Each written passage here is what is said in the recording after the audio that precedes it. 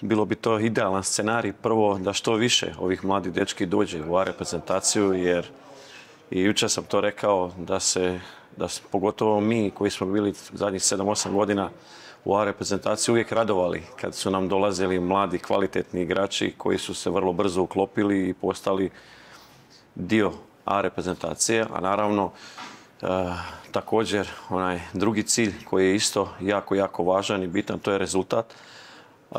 Reprezentacija U21 je na dobrom putu, sve su nam šanse otvorene i ja vjerujem da ova ekipa može biti i da će biti dio reprezentacija koja će sudjelovati na Euru 2025. u Slovačkoj.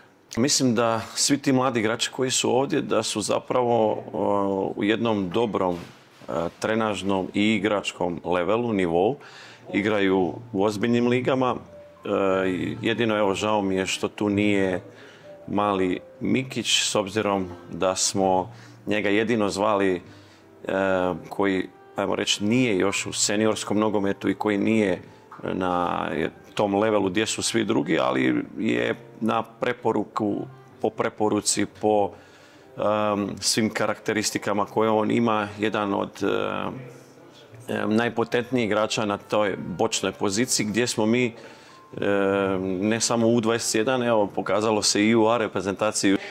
Jako smo tu deficitni, imali smo evo i sreću da nam je u nekoliko utakmica Hajduku na desnom bočnom odigrao Hrgović koji je izraziti ljevak, ali evo igrao i na desnoj strani, tako da nam je olakšao malo tu situaciju.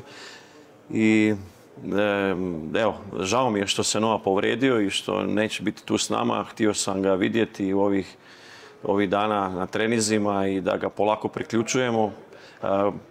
Godine nam nisu važne, bitna je kvaliteta i što prije dođu na taj level. Mislim da je to danas ne samo kod nas, da je to u Europi trend da mladi igrači dobivaju priliku ne u mlađim reprezentacijama nego i u A reprezentaciji.